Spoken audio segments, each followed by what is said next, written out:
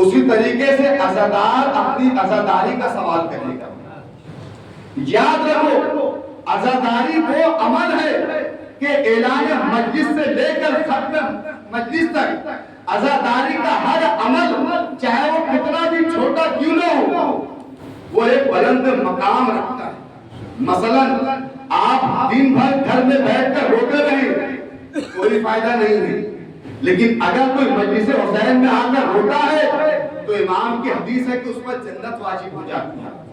کسی نے کہا کہ بھائی یہ شیعوں کا عجیب عقیدہ ہے، یہ کہتے ہیں کہ اشک عزا کے بدلے جنت مل جاتی ہے، کیا جنت اتنی سستی ہو گئی ہے؟ میں نے کہا جنت سستی نہیں ہوئی ہے، اشک عزا مہنگے ہو گئے. یہ ہے مجلس حسین کی اہمیت. عزاداری کا ہر عمل چاہے وہ کتنا بھی چھوٹا کیوں نہ ہو ایک بلند مقام رکھتا ہے. خدا وند عالم منتظر صاحب کو سخاوت صاحب کو سلامت رکھے، یہ پورے ایام عزا میں عزا خانے کی نگرانی کرتے ہیں، فرش عزا بچھاتے ہیں، فرش عزا کو صاف کرتے ہیں.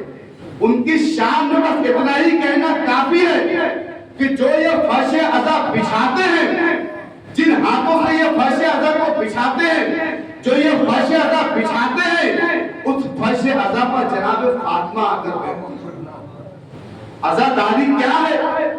آپ سیاہ لباس پہنے کوئی فائدہ نہیں، لیکن اگر کوئی غم حسین کی غرض سے سیاہ لباس پہن لے تو اس کی حفاظت رسول خدا کرتے ہیں.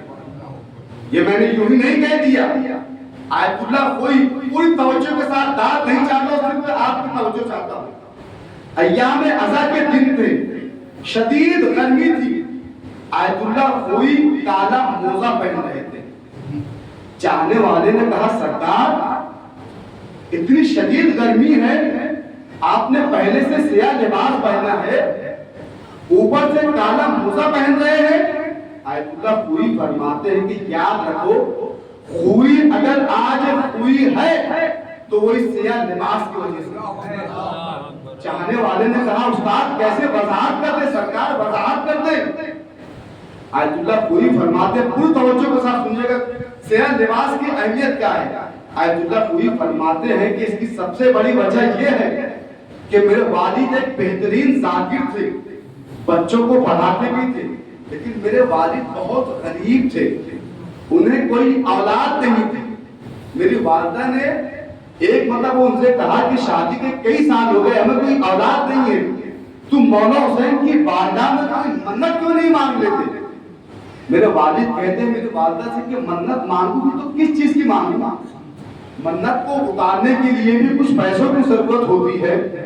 میری والدہ میرے والد سے کہتی ہیں کہ آپ ایسی منت مانگو کہ اگر خدا حسین کے صدقے میں ہمیں کوئی اولاد دے دے گا تو میں پورے ایام عزا میں سیاہ لباس پہنوں گا. جب میرے والد نے یہ منت مانگی، یہ دعا مانگی، چند ماہ گزرے تھے کہ میری والدہ حاملہ ہو گئی.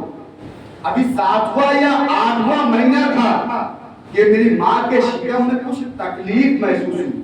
وہ تکلیف اتنی بڑھ گئی کہ وہ بچے پر بن آئی. میرے والد بہت غریب تھے، ہاسپٹل لے جانے کا بھی پیسہ نہیں تھا. میرے والد بہت پریشان تھے کہ ایک مرتبہ رات کو 2 یا 3 بجے ان کا ایک شاگرد آیا تقبل بات کیا. میرے والد نے دروازہ کھولا، کیا دیکھا کہ ان کا شاگرد نے کہا اتنی رات کو؟ کہا استاد معذرت چاہتا ہوں. اے استاد اتنا بتائیے کہ آپ کی زوجہ حاملہ ہے؟ آیت اللہ خوری کے والد فرماتے ہیں کہ ہاں، لیکن یہ تو ہمارے گھر کا معاملہ ہے، تمہیں کیسے معلوم؟ کہا ابھی اس وقت ان کے شکم میں تکلیف ہے؟ کہا ہاں. کہا ابھی میرے خواب میں رسول خدا آئے تھے اور آ کر کہہ رہے تھے کہ جا کے اپنے استاد سے کہہ دے کہ زیادہ پریشان ہونے کی ضرورت نہیں ہے. ہم نے اس کی زوجہ کی پیٹ کی تکلیف کو بھی دور کیا، بچے کو صحت بھی عطا کیا، اور ہم ایسی اولاد عطا کریں گے کہ اس سے دین کا کام بھی لیں گے. کیوں؟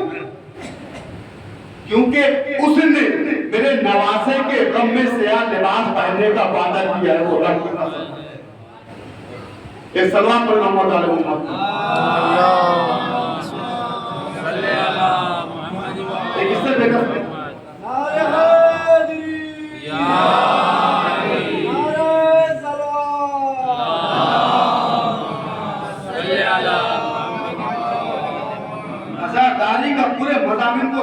کرتے ہوئے عزاداری کا ہر عمل چاہے وہ کتنا بھی چھوٹا کیوں نہ ہو ایک بلند مقام رکھتا ہے۔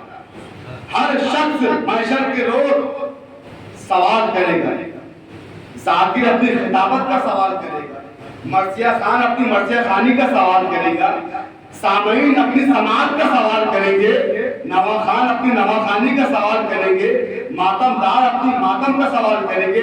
سب کو جزا ملے گی، جس کا عمل خیر جیسا ہوگا اس کے مطابق اس کو جزا ملے گی، کیونکہ سب تو برابر نہیں ہو سکتے۔ ایک وہ ہے جو اول وقت مجلس حسین میں آتا ہے، مرثیہ بھی سنتا ہے، حدیث بھی سنتا ہے، نوا بھی سنتا ہے، اس کا مقام الگ ہے۔ ایک وہ ہے جو صرف حدیث سنتا اور نوا سنتا ہے، اس کا عمل خیر الگ ہے۔ ایک وہ ہے جو صرف نوا سنتا ہے، اس کا مقام الگ ہے۔ جزا سب کو ملے گی لیکن سب کا الگ الگ مقام ہے۔ جو اندر آ جاتے ہیں ان کا مقام اور ہے، جو باہر بیٹھ جاتے ہیں ان کا مقام اور ہے۔ لیکن ہاں آج بظاہر طور پر سب کو تبرک ملتا ہے، کیونکہ یہ حسین کا ریکارڈ ہے کہ آج تک حسین کی بارگاہ سے کوئی خالی ہاتھ نہیں گیا ہے، چاہے وہ اندر آ جائے یا باہر رہ جائے۔ مزاحیہ طور پر ایک جملہ دینا چاہتا ہوں معذرت کے ساتھ کہ بظاہر طور پر سب کو ملتا ہے، بس اندر اور باہر والوں میں فرق اتنا ہے کہ جو اندر آ جاتے ہیں وہ اعمال لے کر جاتے ہیں، جو باہر رہ جاتے ہیں وہ شیرمال لے کر جاتے ہیں۔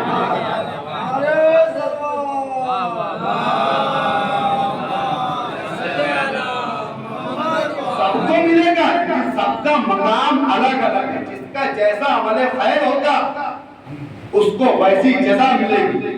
ذاکر اپنی خطابت کا سوال کرے گا، حسین کا ماتم کرنے والا اپنے ماتم کا سوال کرے گا، مرثیہ خان اپنے مرثیے کا سوال کرے گا۔ مرثیہ خان کا مقام کو کوئی کم نہ سمجھے، خدا کی قسم۔ استاد محترم نے اپنی کسی مجلس میں کہا تھا کہ مرثیہ خان اس ذات کا نام ہے جو ذاکر کو ایک ماحول بنا کر دیتا ہے، اور وہ مرثیہ خان جو اول وقت مجلس حسین میں آتا ہے اس کا مرتبہ بہت بلند ہوتا ہے۔ اور خدا کا لاکھ لاکھ شکر ہے کہ ہم نے ایسا مرثیہ خان پایا ہے کہ جس کا آج تک کبھی کسی نے انتظام نہیں کیا۔ کسی شاعر نے کیا خوب کہا ہے کہ ذکر حیدر کر کے نبیوں میں مقدر آ گیا، ذکر حیدر کر کے نبیوں میں مقدر آ گیا، یوں لگا کہ جیسے کوزے میں سمندر آ گیا اور بچ گیا۔ مجلس میں جب فیض رضا شبیر کا کوئی آئے